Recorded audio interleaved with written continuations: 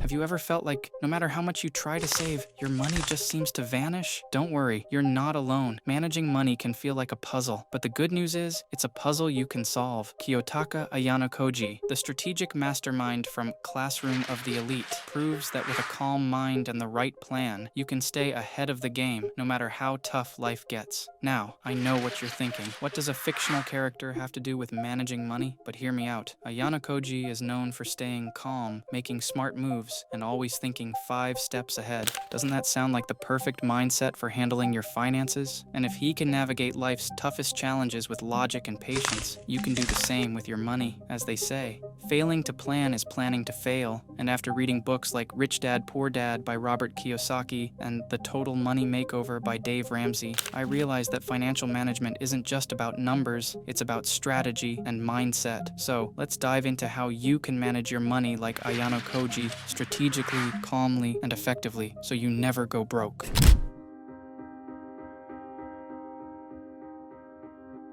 First things first. You need to understand, Kiyotaka Ayanokoji is a master of keeping calm, no matter the situation. He doesn't let emotions dictate his decisions, and that's exactly how you need to approach money management. Think about it. How many times have you made a financial decision out of stress or fear? Maybe you've overspent during a rough week, or panicked and made an impulsive investment. So to start managing your money like Ayanokoji, you need to think strategically. So, what's the first step going to be? Pause and assess. Just like Ayanokoji manipulated his exam scores to strategically fit his goals, you need to approach your finances with the same calculated mindset. Begin by creating a budget that isn't just about surviving today, but thriving tomorrow. Here's what you're going to do. Track every dollar you spend for a month. Use an app like Mint or a simple notebook, whatever works for you. And most importantly, make sure to be honest with yourself. Are you splurging on things that don't truly add value? Are you missing opportunities to save? This exercise isn't about guilt, it's about clarity. As Peter Drucker famously said, what gets measured gets managed. Once you've identified where your money is going, you can take back control. From there, focus on prioritizing your spending. Divide your expenses into needs, wants, and savings. What you need to do is aim for balance, a budget that's both realistic and aligned with your goals. Think of it as laying the groundwork for bigger moves ahead. Remember, staying calm isn't about ignoring the stress, it's about managing it. Like Ayanokoji, step back, analyze the situation, and then act with purpose. The clearer your plan, the more confident you'll feel in your financial choices. Now we know that you want to stay in control and make your money work for you. So, for this, let's move to the next step.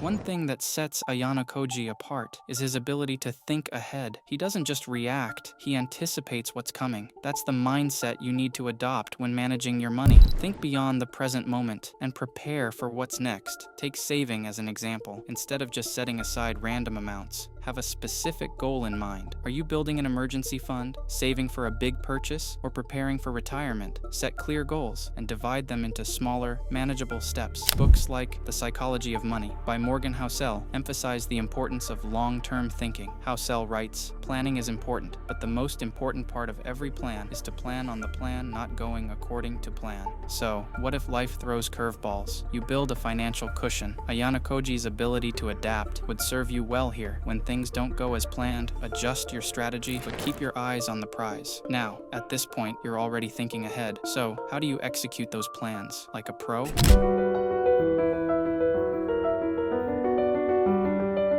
Ayanokoji doesn't waste energy on things that don't matter. He's efficient, whether it's solving a problem or achieving a goal. You can apply the same principle to your money habits. Are you spending on things that truly add value to your life? Or are you letting your hard-earned cash slip away on unnecessary expenses? Start by identifying your priorities. Maybe you value experiences like traveling or learning new skills. Spend on those, but cut down on things that don't bring you joy or growth. This is often referred to as value-based spending. Here's an actionable tip. Follow the 50-30-20 rule. Use 50% of your income for needs, 30% for wants, and save or invest the remaining 20%. Keep it simple but consistent, and you'll see, over time, these small, efficient changes will lead to significant results. As Ayanokoji shows us, small but deliberate actions can have a big impact. He didn't try to be the loudest or flashiest student. He worked quietly, but his results were undeniable. Do the same with your finances. Let your bank balance speak louder than your purchases. So let me ask you this. Are you ready to see those small, intentional actions snowball into big wins? Here's the final strategy.